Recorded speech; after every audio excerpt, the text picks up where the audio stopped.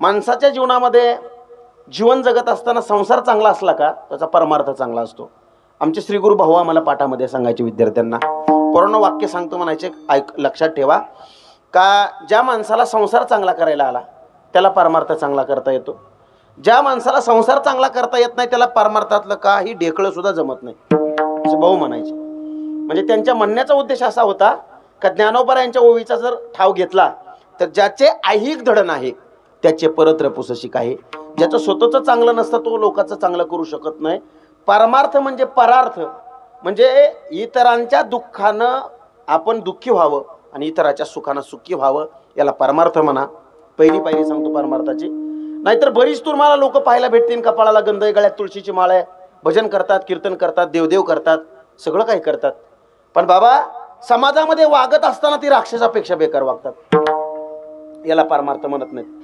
याच्या उपर तुम्हाला काही काही लोक अशी पाहायला भेटतील, कपाळाला गंध नसेल, गळ्यात तुळशीची माळ नसेल, कदाचित त्यांच्याच्यानं देवादिकाचं दर्शन घेणं होत नसेल, भजना कीर्तनाला यायला जमत नसेल, पण ऐका बरं का, त्यांच्या आचरणाची उंची एवढी मोठी असते, एवढी मोठी असते का त्यांच्या आचरणाचा हेवा देवालाही वाटावा या उंचीची काही काही लोक असतात.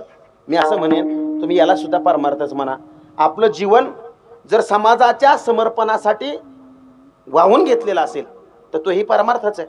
आपण जर लोकांच्या डोळ्याचे अश्रू पुसण्यासाठी काम करत असू, दुःखितांच्या आश्रितांच्या मदतीला धावून जात असू, तर तोही आपला परमार्थच असतो. तुम्हाला मला हे सोपं का करायचं आहे, जीवनामध्ये संसार खूप महत्त्वाचा आहे. संसार म्हणजे संसार नेमका काय असतो. आपण लग्न केलं, मुलं बाळ झाली, सोना नातुंड, शेत जमीन जमला, बंगला गाडी, याला संसार म्हटलंय का? अजिबात नाही. संसाराची व्याख्या करत असताना ज्या ज्ञानोबरायांना या कोणत्याच गोष्टीची म्हणजे गरज नव्हती, या कोणत्याच गोष्टीचा त्यांना उपभोग घेतला नाही, तरी सुद्धा ज्ञानोबरायांनी म्हणावं, अवघाचे संसार सुखाचा करीन, आनंदे भरीन तिन्ही लोक. त्यांना असा कोणता संसार केला तर लक्ष देऊन ऐका, जन्मापासून ते मृत्यूपर्यंत केलेल्या कर्माला आणि झालेल्या प्रवासाला तुम्ही संसार म्हणा. आणि त्यामध्ये आपण कसे जगलो हा खऱ्या अर्थानं संसार असतो. तो संसार खूप महत्वाचा असतो. का संसारी जन्मीचे याची लागी. आता कशाच लागी मी तुम्हाला पुढे सांगणार आहे. जगद्गुरु तुकोबराय म्हणतात, या संसारामध्ये जन्माला आलो, जन्माला आल्याच्या नंतर आम्हाला आमचा काय व्हावा तर परमात्मा आमचा व्हावा. बघा बरं का, ज्याच्या घरी परमात्मा यावा. मला थोडं उत्तर द्या 2-3, म्हणजे तुमच्या कीर्तनाला आपण आरंभच होतोय. सोपं आहे, अवघड काहीच नाही. देव कोणाकोणाला आवडतो बरं? येऊ का हॉटेलात ना चहा पिऊन बाहेर ना मी? तुम्ही असं काय एवढं टेन्शन मध्ये आला? मी काय म्हणायला लागलोय तुम्हाला, देव कोणाकोणाला आवडतो? आवडतो सगळ्याला. देवानं आपल्या घरला यावं असं कोणाकोणाला वाटतं? सगळ्यांनाच वाटतं. देव तुम्हाला सर्वांना आवडतो, देवानं आपल्या घरला यावं सर्वांना वाटतं. देव आपल्या घरला जर आला तर मला असं वाटतं, ज्याच्या घरला देव येत असेल त्याला कोणाकडे काही हात पसरायची गरज लागेल का? अजिबात नाही. साधा एखादा आमदार खासदार मंत्री जर आपल्या घरी यायचा असेल तर किती आपण खुश असू, का तर तो आपलं काहीतर एखादी इच्छा पूर्ण करू शकेल.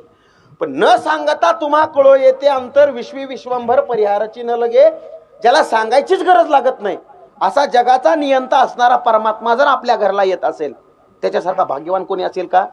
म्हणून मी तुम्हाला प्रश्न केलाय, तो परमात्मा आपल्या घरला यावा वाटतो का? बोला लवकर. वाटतो परमात्मा आपल्या घरला यावा. देव तुम्हाला आवडतो का म्हटल्यावर तुम्ही हो म्हटलात, मला छान वाटलंय. देव आपल्या घरला यावा का? तुम्ही हो म्हणताय. माझा तिसरा प्रश्न आहे, उत्तर द्या. देवानं आपल्या घरला यावं सर्वांना वाटतंय, देव सर्वांना आवडतोय, मग आपण देवाच्या घरला जावं असं कोणाकोणाला वाटतंय? बाया तर हसायच लागल्यात. आकाश महाराज मला सांगा, देवाच्या घरला जावं वाटतं का? माईच्यान खरं सांगा, कसं वाटतंय तुम्हाला? हा, बहुतेक तुम्हाला कटाळा आलेला दिसतोय. म्हणजे जावा वाटतंय म्हणतात दोघं तिघ जण, नग नग म्हणतात. आता असं आहे का? ऐका विनोदाचा भाग सोडा. देवाच्या घरला जायचं म्हटलं का, बरोबर आहे का नाही? देवाच्या घरला जायचं म्हटल्यावर चौघा जणाच्या खांद्यावर जावं लागतं का? म्हणजे तुमचा तसा समज आहे ना, हसताव तुम्ही. म्हणजे ऐका, थोडा आपला गैरसमज आहे तो आपल्याला दूर करायचा आहे. ध्यान द्या.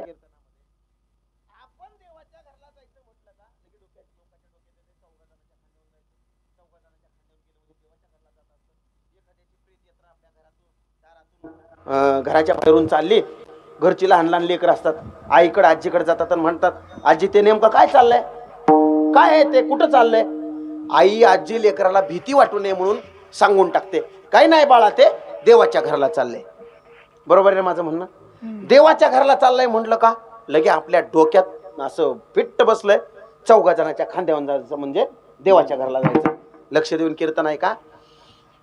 चौघा जणाच्या खांद्यावर जात असतो तो देवाकडे जात असतो, हा आपला गैरसमज आहे. चौघा जणाच्या खांद्यावर जाणं हे देवाकडे जाणं नसतं. चौघा जणाच्या खांद्यावर जात असतो तो स्मशानात जात असतो.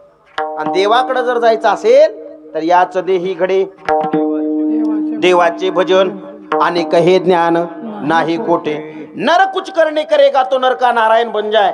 किंवा आयुष्याच्या साधने सच्चिदानंद पदवी घेणे एवढा अधिकार नारायणे कृपा अवलोकने दिला.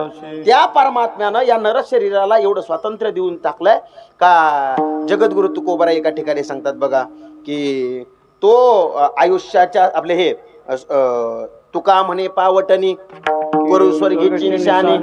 याच नर शरीराच्या बळावरती नराचा नारायण होता येतं, एवढा अधिकार या नर शरीरामध्ये आहे. म्हणून या नर शरीरानं देवाकडं जाण्यासाठी केलेला प्रयत्न खूप महत्वाचा असतो. मला तुम्हाला पहिला टप्पा सांगायचा आहे, देवानं आपल्या घरला यावं याच्यासाठी केलेला प्रयत्न म्हणजे परमार्थ असतो. आता तो परमात्मा आपल्या घरी कसा येतो याचं उत्तर आजच्या अभंगामध्ये. परमात्मा आपल्या घरी कसा येतो हे तुम्हाला सांगायचंय मला, बरोबर आहे की नाही? परमात्मा आपल्या घरी आल्यावर काहीच कमी पडत नाही, मी तुम्हाला सांगितलंय. आणि तो परमात्मा उदार तो हरी ऐशी कीर्ती चराचरी अनंत हे थोरी गरजता ती पोवाडे. तो परमात्मा बहु आहे करुणावंत, बहु आहे करुणावंत,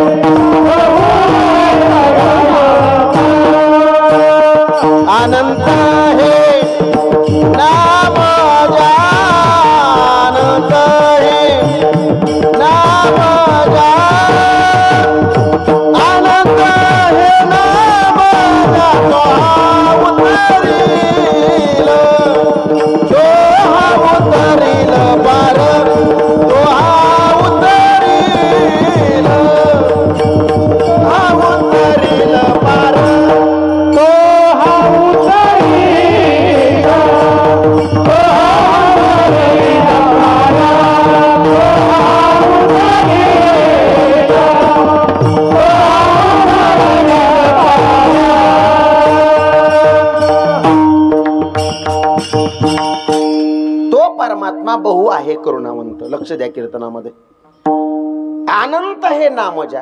तो परमात्मा एवढा उदार अंतकरणाचा का त्याच्या दारात गेल्याच्या नंतर कोणाची निराशा करत नाही. येथे नाही झाली कोणाची निराश आल्या याचकास कृपेविषयी. त्याच्या दारात जा मोकळ्या हाताने न परत पाठवणार आहे. त्याला काही मागा.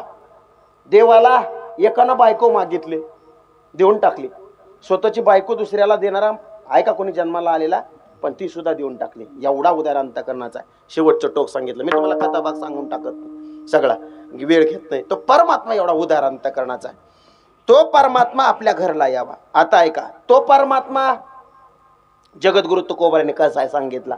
अभंगाच्या चौथ्या चरणापासून सांगायला सुरुवात केली का सर्वोत्तम तीर्थ क्षेत्र आणि देव शास्त्रांनी हा भाव निवडिला. ते तीर्थ एक नंबरचं आहे. त्या क्षेत्राचा महिमा सांगितला की अवघीच तीर्थे घडती एक वेळा चंद्रभागा डोळा देखील या. ते त्या चंद्रभागेच्या ठिकाणी शंकर सांगे ऋषी जवळी सकळ तीर्थे मध्यान्ह काळी येती पुंडलिका जवळी तीर्थे तया ठाया येती पुनित व्हावया पर्व काळ पाया तळी वशे वैष्णवा. असा महिमा तीर्थाचा सांगितला. अवघीच तीर्थे घडती एक वेळा. चंद्रभागेला डोळ्यांना बघितल्याच्या नंतर सगळी तीर्थ घडतात माय. ऐका पुढं. सर्वोत्तम तीर्थ क्षेत्राचा महिमा सांगितला का ते या पंढरी सघडे खळा पाजर रोकडे. पंढरीचा महिमा देता अनेक उपमा ऐसा ठाव नाही कोठे देव उभा उभी भेटे. बरोबर आहे की नाही. ते आहे ती सकळ तीर्थे काळे देती फळ. तुम्हाला सगळ्यांना त्याचं फळ मिळून जातं. लक्ष द्या कीर्तनामध्ये. नुसतं धिंगाणा ऐकायचा निघून जायचं असलं कीर्तन मला काही जमाना सांगायला. म्हणजे माझ्याकडे बी हायत असला माल तुम्हाला आवडायचा का. पण मी जड जायचं रान अगोदर घ्यायला लागलोय. जड जायचं रान कळते ना तुम्हाला. शेतकरी हाव की तुम्ही सगळी शेतकरी. आमच्या इकडे भूम तालुक्यात काही रान नांगरायला उशीर केल्यावर नांगरतच नाहीत ती. हा मग ते न जाणारे रान अगोदर नांगरावं लागत ते हाय का नाही. मग पुन्हा राडा होऊन जाते पावसाळ्या तोंडाला. म्हणून मी काय करायला लागलोय ते जड जायचं रान आधी घ्यायला लागलोय. पुन्हा उन्हाळा खरड्याचं महाग ठेवलंय मी. ऐका चला आता. तीर्थ तया ठाया. लक्ष द्या आता. ते तीर्थ एक नंबरचं क्षेत्राचा बी तेथील तृणाने पाषाण तेही देव जाणावे. पुढे ऐका चला. देव बळया माझा पंढरीराव जो या देवांचा देव किंवा देखिला मायम्या देवादी देव बरवा समाधान जीवा पाहता वाटे गे माये. ज्ञानोबराय म्हणतात देवाचा आधी देव असणारा परमात्मा मी पाहिला नंदाचा नंदन ते नैवेद्य येले मन पाहिला नंदाचा नंदन. सुंदर असणार परमात्मा तो विटेवरती उभा राहिला की पंढरीचा निळा लावण्याचा पुतळा विठू देखिला सावळा बाई येऊ. तो परमात्मा मी पाहिला. जगद्गुरु ज्ञानोबराय म्हणतात असा असणारा परमात्मा कसा आहे. पुढे ऐका. तो परमात्मा आता मी सांगितलं तुम्हाला सर्वोत्तम तीर्थक्षेत्राने देवशास्त्राने हा भाव निवडिला. चला पुढे ऐका थोडं. विष्णुपद गया रामनाम काशी अवघी पायापाशी विठोबाच्या. काय तुम्हाला डोक्यात घ्यायचंय ती सगळी तीर्थ त्या ठिकाणी आहेत. जगद्गुरु तुकोबराय म्हणतात तुका म्हणे मोक्ष देखील या कळस तात्काळ हा नाश अहंकाराचा. सांगू तुम्हाला शेवटचा टोक. तुका म्हणे वरनो काय तुका म्हणे वरनो काय तुका म्हणे वरनो काय तुका म्हणे वरनो काय तुका म्हणे वरनो काय तुका म्हणे वरनो काय तुका म्हणे वरनो काय तुका म्हणे वरनो काय तुका म्हणे वरनो काय तुका म्हणे वरनो काय तुका म्हणे वरनो काय. लक्ष द्या. तुका म्हणे वरनो काय तुका म्हणे वरनो काय तुका म्हणे वरनो काय तुका म्हणे वरनो काय तुका म्हणे वरनो काय तुका म्हणे वरनो काय तुका म्हणे वरनो काय तुका म्हणे वरनो